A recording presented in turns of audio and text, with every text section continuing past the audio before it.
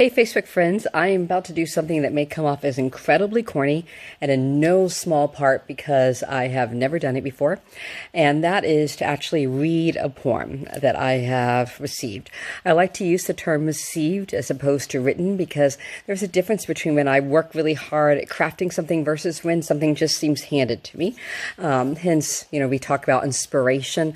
To me, inspiration is, like we expire, we inhale. So inspiration is when we receive spirit. It's like we're inhaling spirit.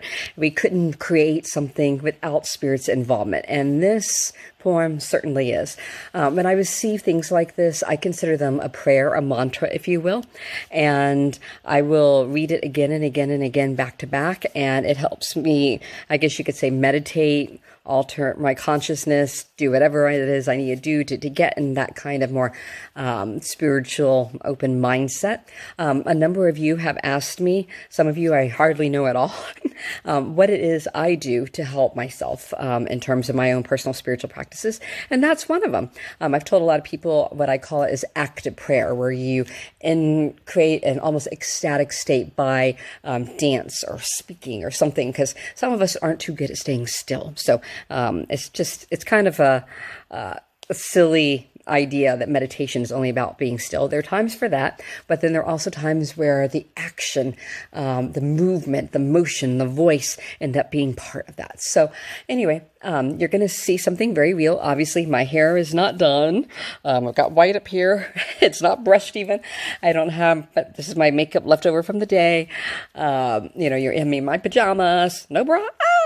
Anyway, so this is just me, absolutely raw, off the cuff, and it is me having gone for a number of weeks without having my voice working, so my voice may not even be me.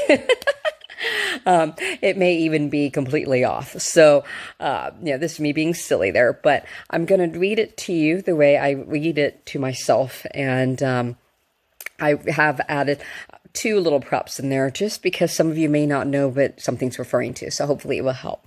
Anyway, I love you guys, and I just pray, please go easy on me because I've never done this before. I know many poets do this all the time, but this is my first time. I've spoken all over the world, White House, UN, in front of Parliament, World Religions. I'm not nervous in front of people, and I certainly do these personal YouTube videos, but I've never read one of my poems in a YouTube video setting before. So anyway, here we go. And I call it Awakening, and you'll understand why. And it's a very deeply personal thing because I just received this only a little while ago, and I'm giving it to you as a gift from my heart and personal spiritual journey to you in real time, so to speak. So, all right. Again, it's called Awakening. I dreamed a dream of you. I dreamed of your heart opening, witnessing the tears of your enemy were your own.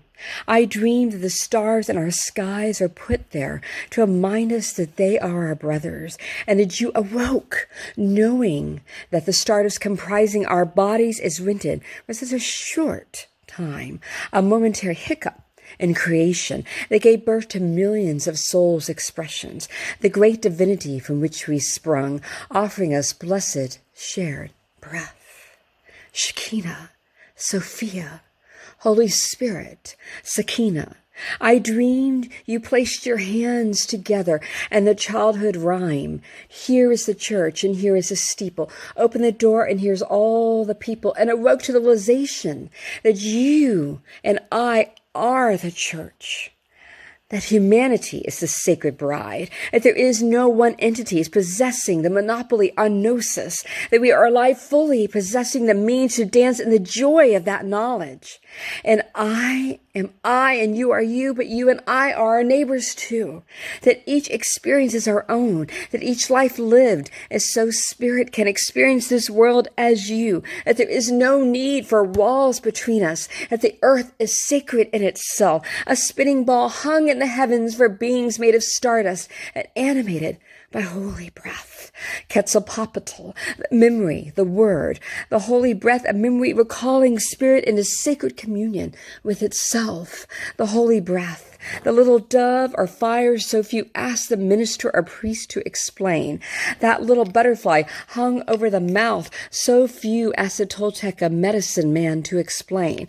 That little cross on Odin's garments, on Ezekiel's too. That revelation hidden in the daisy, in the heavens, in your DNA. That reason your heart hearkens to music that resonates with pattern. That memory it awakens is not just part of your mind. It is you. It is me. It is our families, our enemies too. Stripped naked of our titles, stripped naked of our assets, stripped naked of our worldly ambitions. This, the memory, it's recovery. We each enter into this world having shed this knowledge, so that through the remembering, we will call ourselves into being a part of that which moves this world. I dreamed, as this happened to the guy behind the gas station counter, to the child on the swing, and the child healing from wounds unseen, to the mother struggling, and her boss who had forgotten her employees' struggles are her own. And in these visions, I dreamed too of you.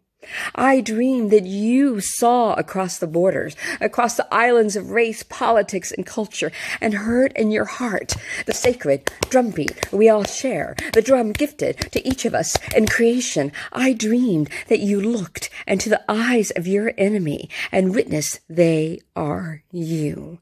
I dreamed we could rebuild this world if we could tell the difference between ego and our calling. You know what I mean. That fire you felt in your heart when you first felt compelled towards something wholly familiar and exciting. A joy you knew when you first explored the world to only rediscover yourself. I remember when we all dreamed together of moving ourselves forward, when talk of blaming a single group of people for anything was seen as ridiculous. Oh yes, some never awoke to this, but most of us were hearing the song of that sacred memory shared by all that we are, when we knew our perception was our responsibility, and we took it up like the mortar that knowledge is, and began to rebuild that. But that was before we fell into the illusions of division. That was before the very few hungry for power, determined to break our hearts apart from each other, to turn the angels in the Ark of the Covenant to face opposite, that the golden calf would reign supreme. But want to know the secret to fighting this ignorance? That illusion will never last, because that sacred memory is you.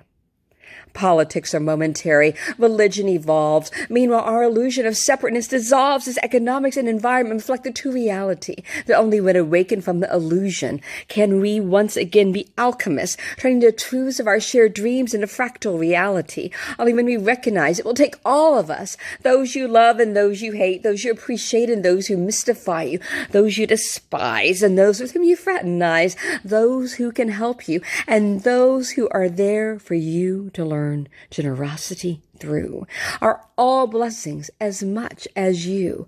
Namaste, Nothi, Suatan. I recognize you, my friend, my family. The Beatles had it right. I am he, just as you are he, just as you are me, and we are all together. Yes, we even share a soul with the walrus, and the fish, and the sky, and the grass, and St. Francis knew, brother sun and sister moon, I seldom see you, seldom hear your tune, preoccupied with selfish misery. Brother wind and sister air, open my eyes to visions pure and fair, that I may see the glory around me. From pop stars to sages, from witches to Wall Street, from shamans to priests, from one night stands of passion to a mystic's ecstasy. Spirit has tried to awaken us through the ages. We were born with the answers deeper than our DNA. We were born with a memory written on the tablets of our souls. Zavoya, Zohun, Newsphere, Akashic. We are incapable of losing the very essence we are made of, but we have for too long mired in willful ignorance. The ancient glamoring, reborn as glamour of slick media, shouting that we are insignificant and few, alone and ugly unless we buy their thing, whatever that might be. The golden calf disguised as merchandise, but I dreamed we all awakened and knew the invitation to the world was uttered first by Spirit, the great witness through your eyes of your life, and all others comprise, that prophesied return of avatars was recalled as the returning of sacred memory into communion with sacred breath, that it is this marriage to which we are put here, to not just witness, but to forge. It can only happen if we recall ourselves and each other. And when a man starves, his hunger is my own, that your pain and gain are mine, and therefore your ascension towards your dreams, your soul's fulfillment, are my responsibility too. Not to give all you need, but to lift you as high as I would want to be if I were encased in the stardust that is you. I dreamed this knowledge was known, and memory rediscovered in the hearts of mankind, reclaimed as we shed the barriers of illusion and claimed our world as co-creators with the divine, witnessed in the existence of each other. So yes, I dream this dream of me, and that means I waken to the dream, that this dream of you. Do not give up. We will rebuild the bridges between each other. I have walked on bones of victims in Rwanda. I have cleaned the blood off the floor of my Aunt Dorothy booth. I have seen true evil in the eyes of the murderers there. And I can tell you, I am not naive, but it is because I have seen such evil that I know those so many of you call other is not evil. It is not even the opposite of you. Who you call other is your sister and your brother. Your anger is pain in disguise. Lift the glamoring, tear apart the illusions, look into the eyes of the other, and there you will be, animated by the same sacred breath. You are vessels that get to choose what buds will be allowed to bloom from inside your soul. This is what the ancients meant when they said you are made in Spirit's image. Not that the divine has thumbs, but that you were designed to create. I dreamed the earth awakened into this sacred memory. I dreamed it hurt our souls to see the devastation of earth and bone, of tears and oceans, of that division has what? In the name of momentary ideologies. For this moment is but a blip in the timeline of history. It is not too late to reclaim ourselves. It is not too late to redirect our world. You are that powerful. And Spirit would remind us to recall, we are all that responsible. What kind of ancestor will you be? So come awaken from the illusions. Recall your blessed innate majesty. Come regain your voice. Recall that to disregard its silence is a tragedy. Come, take the reins of co-creation. It is your birthright, your inherent responsibility. Come and turn this dream of awakening into reality. So there you have it, friends. The first time I've ever read one of my poems in a video. I apologize if it's corny.